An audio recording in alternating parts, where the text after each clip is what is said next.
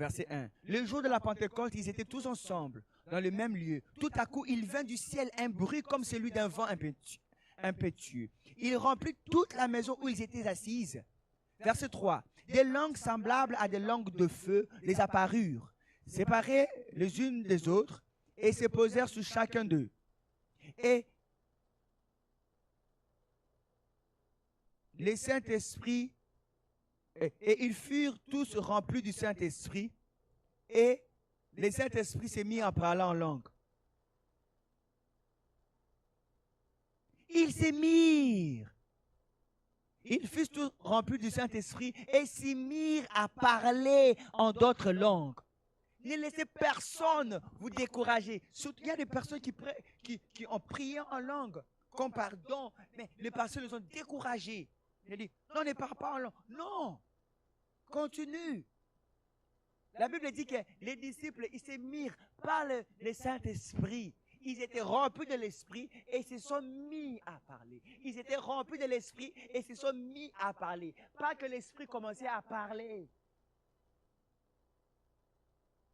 L'effet de parler, c'est souvent montre l'effet que tu es rempli de l'Esprit. Ils étaient remplis de l'Esprit et ils se mis à parler. Ils avaient l'Esprit et se mis à parler. Mais nous autres, on n'a plus à attendre à être remplis de l'Esprit. Le Saint-Esprit était venu une seule fois. Quand ça? Le jour de la Pentecôte. Depuis ce jour-là, il est ici avec nous. On n'a plus à vouloir être, à recevoir l'Esprit. Il est en nous. Si vous regardez très bien, dans le livre d'Éphésiens chapitre 5, verset 18, la Bible dit, ne vous enivrez pas de vin, c'est de la débauche. Soyez au contraire remplis de l'Esprit. Remplis de l'Esprit. Il n'a pas dit recevez, non, remplis pourquoi? Tu l'as déjà. D'accord? Mais la plupart du temps, la quantité ou le poids de l'Esprit qui fonctionne en toi n'est pas toujours plein, à la plénitude. Alors du coup, qu'est-ce que tu dois faire? Comme Jésus-Christ a dit, cette source d'eau, cette source d'eau, de puissance, tu dois toujours faire comment? Les remonter, tu dois toujours les remplir. Avez-vous déjà vu une source d'eau? Ou une puits? Des fois, vous allez voir, la source d'eau, elle est pleine. Avez-vous déjà vu ça? Pleine. Des fois, elle est basse. Des fois, elle est pleine. Des fois, elle est basse. Mais ça ne veut pas dire qu'elle est sec. Tu peux prendre le sable, tu le couvres. D'accord? Comme avec Isaac. Quand Abraham est parti. Alors, Isaac savait où se trouvait le puits. Quand il venait, il disait, creusez ici. Quand il creusait, le puits. L'eau était toujours là. L'eau était toujours là. Alors, l'Esprit de Dieu est en toi. Quand tu l'as reçu par la foi, est en toi. Ce que tu dois faire, c'est toujours se remplir. Te remplir. Te remplir. Mais une manière de te remplir, une manière efficace de la puissance de Dieu. Ah, pas ça de l'Esprit. Mais l'Esprit de Dieu, c'est ça la puissance de Dieu. Au cas où vous ne connaissez pas. La puissance de Dieu, c'est ça l'Esprit. Tu n'as pas besoin de chercher la puissance quelque part d'autre. Quand tu as l'Esprit, tu as la puissance. Ceux qui cherchent la puissance quelque part d'autre, ils n'en trouvent jamais. Jude, chapitre 1. Jude 1, 20. Pour vous, bien-aimés, édifions vous-même, construire vous-même, remplis-toi toi-même, édifions vous-même sur votre très sainte foi et priant par le Saint-Esprit. Avez-vous vu ça? Priant par le Saint-Esprit. Un grand S. Un grand S. Un grand S. Comment peux-tu faire cette prière-là? Alors, il te dit que quand tu ne pries pas par le Saint-Esprit, tu ne peux pas édifier ta très sainte foi. C'est la raison pour laquelle les gens n'arrivent pas à bouger des choses dans leur vie. Ils n'arrivent pas à commander des démons. Pourquoi? Parce que leur très sainte foi n'est pas édifié, n'est pas construit, n'est pas au top. Zaouch Kaprani Sapa. 1 Corinthiens.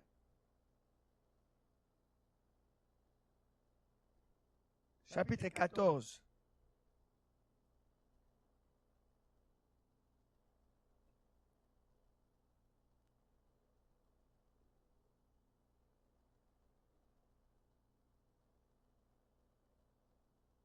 Verset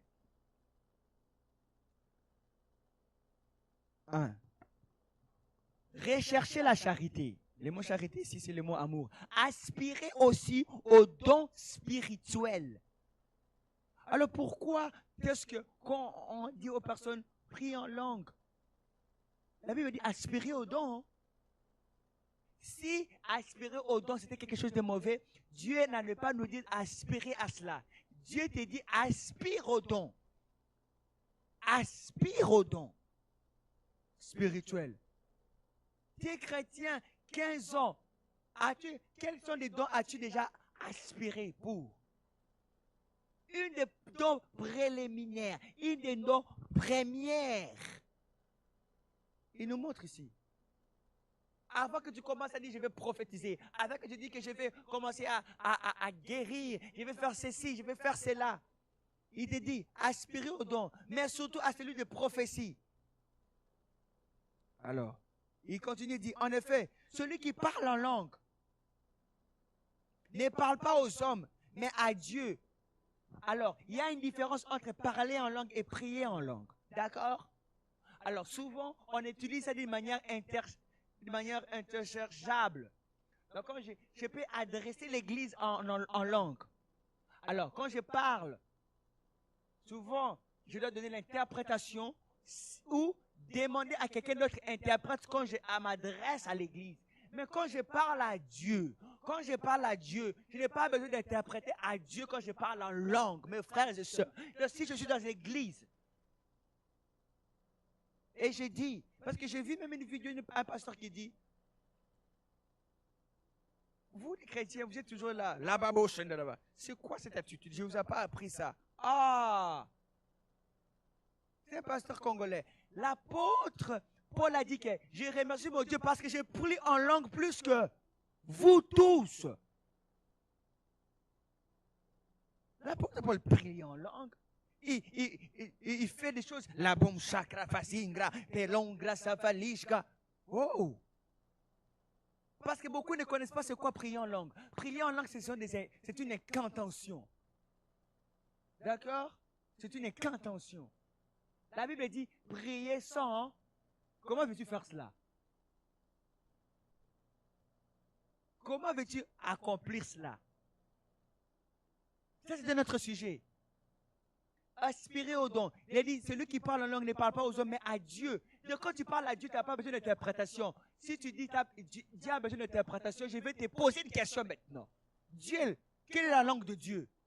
Pour que tu veux interpréter pour Dieu en lingala. Quelle est la langue de Dieu? Dieu parle-t-il le français? Dieu parle-t-il l'anglais? Swahili? Non. Dieu parle la langue de l'esprit. Vous comprenez ça? Dieu ne parle pas en français. Il peut te communiquer. C'est toi qui as la compréhension à ta propre langue, à ta connaissance. C'est la raison pour laquelle, quand Dieu te parle, te communique même en songe, des fois tu ne comprends pas ce qu'il dit. Pourquoi? Tu n'as pas les appareils nécessaires pour décoder ce que Dieu dit. Mais les pasteurs, les prophètes, certains, ils ont ces codes-là. La Bible dit que Jésus-Christ a parlé sur l'arbre du figuier. Qu'est-ce que Jésus-Christ a dit? À partir d'aujourd'hui, personne ne mangera de ton fruit. J'ai une question à vous poser. Quelle est la langue que Dieu avait utilisée? Donc l'arbre comprend maintenant l'armaïque. L'arbre comprend maintenant l'hébreu ou le grec. Ou l'arbre comprend maintenant l'anglais ou le français. L'arbre, j'ai dit. La Bible dit que Jésus-Christ a marché dans l'eau. Jésus-Christ a parlé, a prié, il a multiplié la nourriture. Il a parlé aux personnes malades. Il a parlé aux arbres. Il a parlé à l'eau. Pasteur Kosla, quand est-ce que Dieu a parlé dans l'eau? Il a marché, mais il n'a pas parlé dans l'eau. Bien sûr que oui. La Bible dit qu'il dormait dans la barque. Et subitement, il y avait des déluges, il y avait de l'eau devant.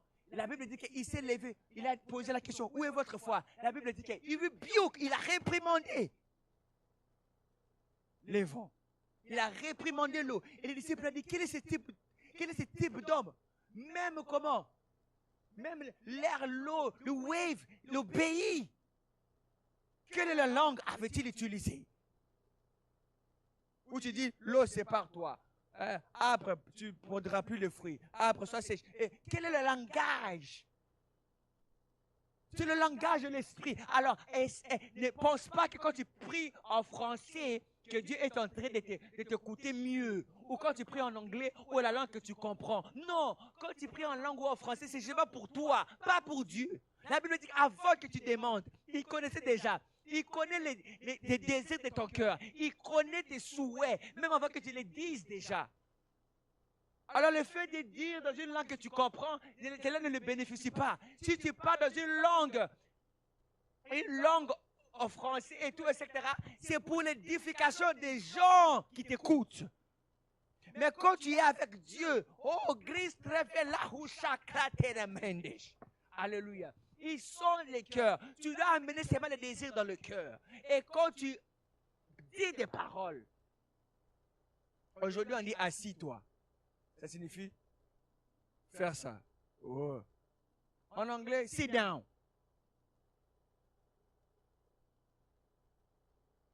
Qui a déterminé assis-toi, je vais dire ça? C'est l'homme. Laissons assis-toi, sit down, vanda. Oh, c'est l'homme qui a déterminé. Et Dieu devait maintenant comprendre cela. Et en langue et en esprit, c'est quoi? Tu peux déterminer. Tu peux aussi créer ta propre langue. Tu dis, à partir d'aujourd'hui, pour moi, assis-toi, c'est quiconque. Et nous tous, on dit maintenant quiconque. On dit quiconque.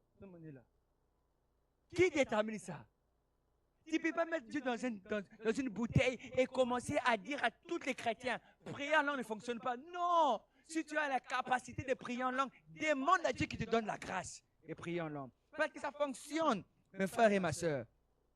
Verset 3, il dit, verset 2, en effet, celui qui parle en langue ne parle pas aux hommes, mais à Dieu, car personne ne le comprend. C'est un esprit. Regardez ce qu'il dit. Le mot esprit là, c'est comment? Minuscule. C'est un esprit qui fait comment? Qui dit des mystères. Si le Saint-Esprit est associé avec ton esprit, une des moyens de prier par le Saint-Esprit, le grand S, dans Jude 1, c'est aussi de prier comment? En langue. À cause de cette association. Donc, pasteur, quand je prie en français ou en anglais, ça veut dire que je ne prie pas par le Saint-Esprit. Si, je peux prier en français ou en anglais, mais je ne peux pas par le Saint-Esprit.